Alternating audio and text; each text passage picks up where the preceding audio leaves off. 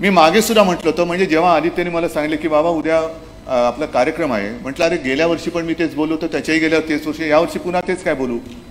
पण काही काही गोष्टी अशा असतात की त्या वारंवार सांगण्याची आवश्यकता काही वेळेला येते. पर्यावरण दिनानिमित्त एका कार्यक्रमात बोलताना मुख्यमंत्री उद्धव ठाकरे यांनी पर्यावरण मंत्री आदित्य ठाकरेंचं अभिनंदन करत कौतुक केल्याचं पाहायला मिळालं. एक बाप आपल्या मुलाचं कौतुक करताना काय घडलं आणि ते काय बोलले पहा. व्यासपीठावर उपस्थित असलेले आपल्या राज्याचे उपमुख्यमंत्री अजितदादा आहेत, पर्यावरण मंत्री आहेत आणि सर्वच मान्यवर, म्हणजे त्याच्यात रश्मी पण आली, आणि जमलेल्या माझ्या बांधवांनो आणि भगिनींनो, पहिल्या प्रथम मी आपल्या पर्यावरण मंत्रालयाचं, मंत्र्यांचं, त्यांच्या सहकाऱ्यांचं खास अभिनंदन करतोय आणि माझ्या मंत्रिमंडळातील सर्व सहकाऱ्यांना धन्यवाद देतोय. कारण हे एकट्या दुकट्याचं काम नाही. ज्या वेळेला सर्व टीम, सर्व आपल्या सहकाऱ्यांनी ठरवलं की आपल्याला हे उद्दिष्ट गाठायचं, हे काम करायचं आहे, तर आणि तरच आपण त्याच्यात यशस्वी होऊ शकतो. आणि मला आनंद आहे की आपण सगळे एक कुटुंबीय आहोत. मग याच्यामध्ये पारितोषिक विजेते आपले अधिकारी आहेत, ग्रामस्थ आहेत, सगळ्याच, म्हणजे खालपासून वरपर्यंत. जसं एखादं झाड बहरतं, झाड नुसतं डोलारा नाही उभारत, त्याची पाळं मुळं सुद्धा खोल जावी लागतात. त्या पाना किंवा मुळांना जर योग्य पोषण नसेल तर झाड वाढणार नाही आणि डवरणार नाही. आणि म्हणून अगदी तळागाळापासून वरपर्यंत ज्यांनी ज्यांनी या योजनेसाठी, कार्यक्रमासाठी परिश्रम घेतलेत, त्यांना सगळ्यांना मी मनपूर्वक धन्यवाद देतो. ही पारितोषिकं जी दिली गेली आहेत ती केवळ एकट्या दुकट्यासाठी नव्हे, किंवा आत्तापर्यंत तुम्ही जे काही काम केलं हे एक प्रासंगिक काम म्हणून नव्हे, तर एक आपण लक्षात घेतलं पाहिजे की हे जे आपण काम करतो आहोत त्याची फळं कदाचित आजच्याच आपल्याला दिसणार नाहीत, मिळणार नाहीत, पण हे आपण पुढच्या पिढ्यांसाठी करतो आहोत. कारण गेले काही वर्ष आपण एक वेगळ्याच विकासाचा ध्यास घेतलेला आहे. आता अचानक आपल्याला पंचमहाभूतं आठवायला लागलेली आहेत. पंचमहाभूतं आता आठवण झाली राजूजी. का तर इतके वर्ष आपल्या मानगुटीवरती विकासाचं भूत एक बसलं होतं. विकासाचं भूत, विकास विकास विकास विकास झाला पाहिजे, झालाच पाहिजे. विकासाच्या आड कोणी येण्याची आवश्यकता नाहीच आहे. विकासाच्या आड कोणी येणार पण नाहीये. मी मागे सुद्धा म्हटलं होतं, म्हणजे जेव्हा आदित्यने मला सांगितले की बाबा उद्या आपला कार्यक्रम आहे, म्हटलं अरे गेल्या वर्षी पण मी तेच बोललो होतो, त्याच्याही गेल्या तेच वर्षी, यावर्षी पुन्हा तेच काय बोलू. पण काही काही गोष्टी अशा असतात की त्या वारंवार सांगण्याची आवश्यकता काही वेळेला येते. म्हणजे आपल्याला मोठे रस्ते पाहिजेत, गुळगुळीत रस्ते पाहिजेत, मग मध्ये झाडं बिडं असतील नसतील ती कापून टाकायची आणि रस्ता बनवा. एखादं प्रोजेक्ट उभं करायचे, जाऊ दे ना, जंगल वगैरे असेल नसेल, आपल्याला काय, आपल्याला काम करायचे. मग मी म्हणतो विकास तुम्ही नेमका कशासाठी करता. की नाही, माझ्याकडे पूर्वी रस्ता नव्हता आणि हॉस्पिटलही नव्हतं, पण आता मला रस्ता आल्यानंतर हॉस्पिटलची गरज लागली. हा विकास नाही होऊ शकत. हॉस्पिटल असायला पाहिजे, जरूर असायला पाहिजे, पण जलद गतीने रस्ता आपल्याला जर का तो हॉस्पिटलमध्ये घेऊन जात असेल तर मग हा विकास कोणता. आता आपण एक गोष्ट विसरून गेलेलो आहोत की ज्या निसर्गाबद्दल आपण थोडेसे एक दुर्लक्ष करत होतो. म्हणजे निसर्ग काय आहे, झाड आहे. आत्तासुद्धा प्रत्येकाने जर का आठवलं तर तुमच्या आठवणीमध्ये तुमच्या घराच्या आजूबाजूचं कुठलं ना कुठलं तरी झाड हे तुमच्या लक्षात असेल. आज आहे का ते झाड, नुसत्या आठवणी राहिल्या. म्हणजे मला आठवते आणि अनेकदा मी सांगितलेलं आहे की मातोश्रीमध्ये आम्ही जेव्हा राहायला गेलो 1966 साली, तेव्हा चौफेर खाडी पसरली होती, मँग्रोव्ज तीव्र. आता मँग्रोव्ज वाचवण्यासाठी कायदे आणि ते वाचवण्यासाठी, रक्षण करण्यासाठी वेगळी आपल्याला टीम करावी लागते. पूर्वी संपूर्ण चौफेर पसरलेलं मँग्रोव्ज होतं, काहीच नव्हतं. मग तिकडे सगळे टॉवर्स आले. बरं, मध्ये लॉकडाऊन जो काय झाला, त्या लॉकडाऊनने आपल्याला एक गोष्ट शिकवलेली आहे. आता लॉकडाऊन गेला, मी पण मास्क बोलताना काढलाय, आता परत मास्क लावण्याची वेळ येते की काय, किंवा ती तशी आलेली आहे. कशामुळे होते सगळं. पण लॉकडाऊन झाल्यानंतर आपण मुंबईमध्ये सुद्धा काही पक्षी रस्त्यावरती बघायला लागलो, मोर रस्त्यावरती यायला लागले. मध्ये एक तर मी फोटो पाहिला आणि मला वाटतं तुमच्या एबीपी माझ्याने पण दाखवलं असेल, पंजाबमधून हिमालय दिसत होता.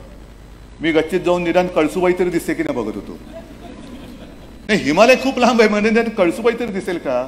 पण गच्चीत जायचो दादा, बाजूला नुसते हे टॉवर नवीन आलेत. अरे ती बिल्डिंग बघितली, ते नरिमन पॉईंटची ती बिल्डिंग आहे.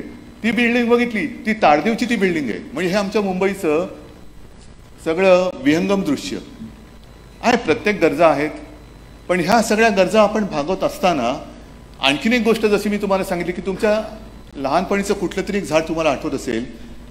आणखीन एक गोष्ट ती म्हणजे पूर्वी एक संस्कार होता. आपल्या घराच्या समोर तुळशी वृंदावनं होती. तुळशी वृंदावनं म्हणजे तुळशीचे गुणधर्म काय असतील नसतील, पण निदान त्या निमित्ताने त्या झाडाची पूजा केली जायची. वटपौर्णिमा, आता वट आहे, पौर्णिमा आहे की नाही कल्पना नाही, पण वटपौर्णिमा म्हणजे ते त्याच्या मागे सुद्धा ती आख्यायिका. आपल्याला काय होतं, काही वेळेला धार्मिक गोष्टी ह्यांचं एक त्याचं महत्त्व पटवून दिल्यानंतर ते आपण पाळायला लागतो. पण वडाची जपणूक केली पाहिजे. झाडापासून आपल्याला ऑक्सिजन मिळतं. असं दुसरं कोणती सृष्टीमध्ये असं मला नाही वाटत की त्याच्यापासून कार्बन डायऑक्साईड घेऊन ऑक्सिजन देत असेल. आता ज्याला प्राणवायू म्हणतो, तुम्हाला सगळ्यांना कल्पना आहे, या सगळ्या गेल्या 2 वर्षातल्या आठवणी आहेत. कोविडच्या 2ऱ्या-3ऱ्या लाटेमध्ये प्राणवायू म्हणजे काय, त्याला प्राणवायू का म्हणतात हे आपल्याला नेमकं कळलं. ऑक्सिजनची गरज. मग ही गरज लक्षात घेतल्यानंतर आपण जे ऑक्सिजन देणारी आपली सृष्टी आहे तिचीच जर का कत्तल करत चाललो तर मग हे परिणाम दुष्परिणाम हे येणारच.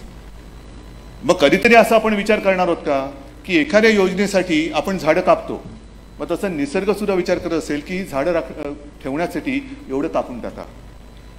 आज सुद्धा मला वाईट काय वाटतं की काल परवाकडेच एक बातमी वाचली आहे. आता आपण काय करतो, दोन्ही बाजूने बोलतोय. एका बाजूने म्हणतोय की पर्यावरणाचं रक्षण झालं पाहिजे, पर्यावरण जिथे वाचवत असतो तिकडे विकास झाला पाहिजे. म्हणजे विकासही पाहिजे पण पर्यावरण सुद्धा पाहिजे.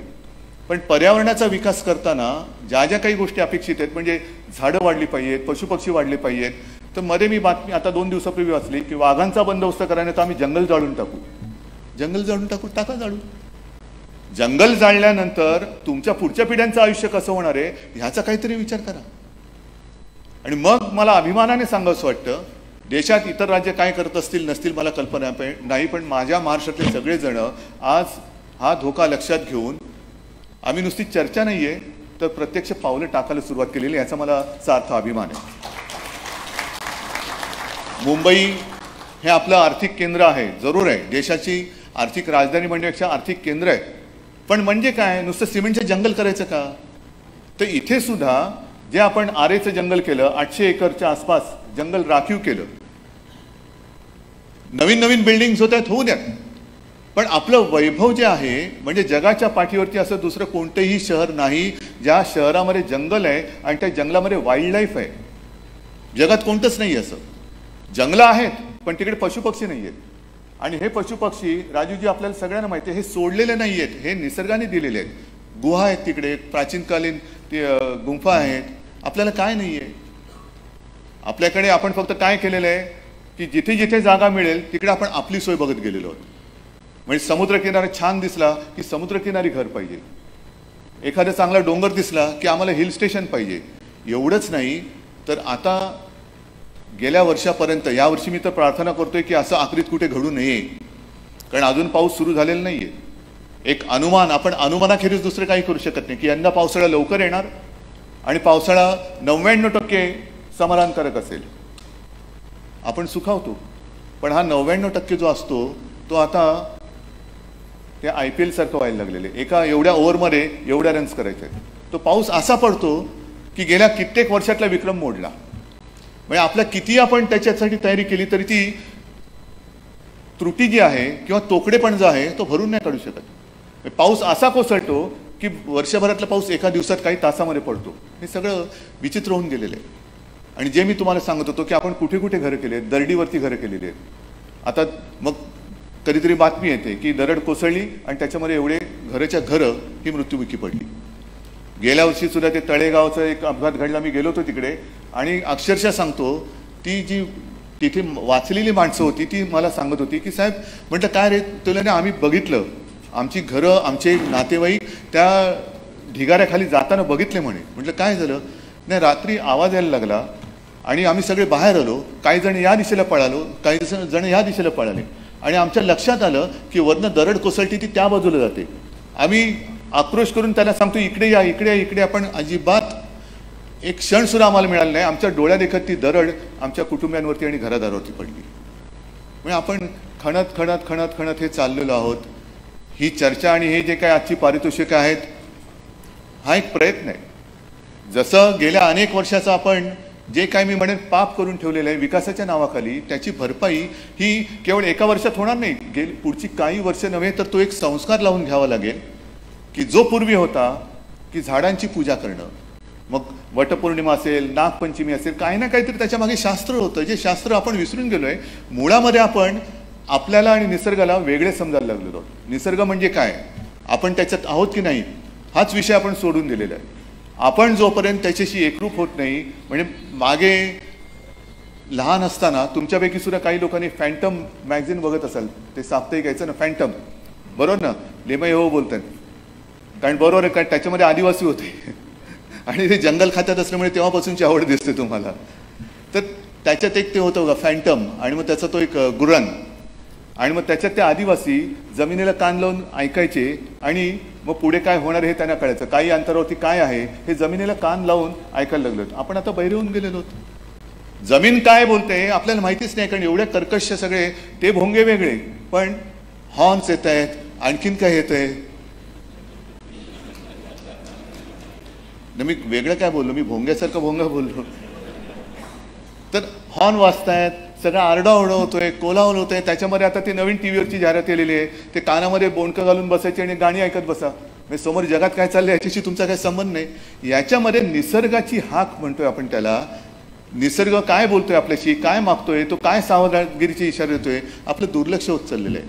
आणि म्हणून आपण जो एक नवीन कन्सेप्ट आणलेला आहे शाश्वत विकास, तो फार महत्त्वाचा आहे. म्हणजे दूरगामी परिणाम याचा काय होणार. म्हणजे आम्हाला धरणं पाहिजे, जलाशय पाहिजे, सगळं पाहिजे, पण हे सगळं आहे ते टिकवून पुढे नेतो त्याला वैभव म्हणतात. आहे ते घालून उगाच काहीतरी कमवतो हे वैभव मी मानायला तयार नाही आहे, अजिबात नाही. आणि म्हणून मी पुन्हा एकदा सांगतो की आपण सगळ्यांनी जे काय प्रयत्न केलेले आहेत, सगळेच आपले कुटुंबीय आपण एकत्र मिळून, कारण ही माझी वसुंधरा म्हणजे नेमकं काय, ही माझा हा जो काही काय ना, माझे कुटुंब, माझा परिवार, त्याच्यामध्ये ही माझी वसुंधरा सुद्धा आली पाहिजे. आणि तिची सुद्धा जपणूक, ज्याला आपण मदर अर्थ म्हणतो, ती आपल्याला जपत असते. तिला जपण्याचं काम हे आपल्याला करायला पाहिजे. आणि त्यासाठी खरंच मनापासून मी आपल्या सगळ्यांचं अभिनंदन करतो की थोडंसं उशिरा का होईना पण आपल्याला जाग आलेली आहे. आता ही आलेली जाग ही अशीच केवळ आपल्यापुरती न ठेवता पुढच्या पिढ्यांमध्ये सुद्धा आपल्याला न्यायची आहे. आणि त्याच्यासाठी आपण जे कष्ट करत आहात त्या कष्टाला सरकार म्हणून जे जे काही करता येणं शक्य असेल ते आम्ही केल्याशिवाय राहणार नाही, एवढंच एक वचन देतो. पुन्हा एकदा सगळ्यांना शुभेच्छा देतो. जय हिंद, जय महाराष्ट्र.